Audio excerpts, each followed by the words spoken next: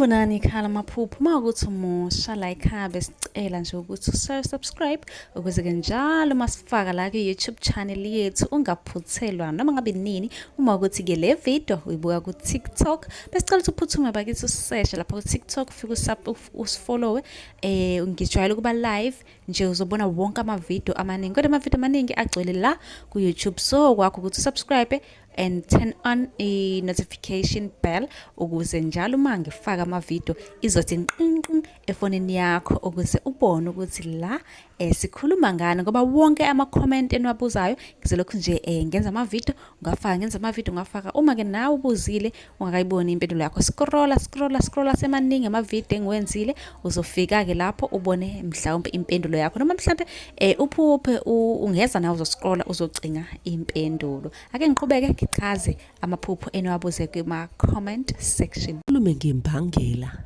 yesinyama ukuthi njengoba unesinyama engabe ke sidalwa yini engadala ukuthi nje ugcineke wena usuba nesinyama kuzomela uyiqaphele ke zonke lezi zinto engizoyizibala ukuze ungayitholi ngelinye ilanga osunesinyama.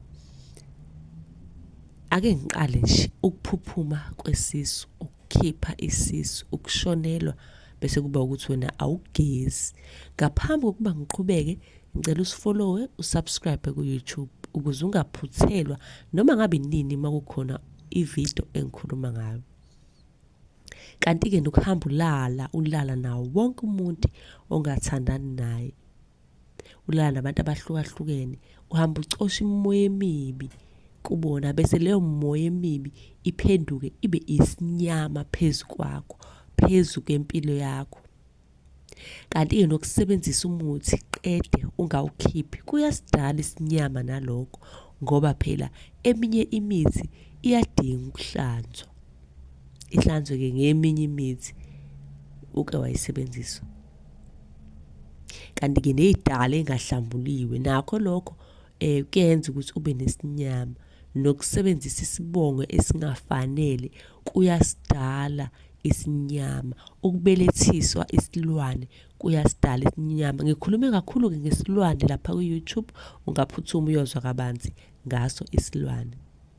Nokuphokiswa ke ngemithi emibi nakho kuyalibeka nje ife lemnyama phezu kwempilo yakho. Uma ukuthi khona la ungazange khona usungashaya subscribe ungifollow uthathe inamba ngiyibhalile ungi-inbox ka WhatsApp ukuze sizokhuluma kahle sixoxe ukuthi singakusiza kanjani ngikwazi ukuthi ngikudlulisele kumkhulu ekusiza. Ziningi kakhulu imbangela ziningi nje noma ngasayiqedanga izimbangela zani zesinyama ngi-inbox ucela inamba WhatsApp ukuze ukusiza ukwazi ukukhipha isinyama.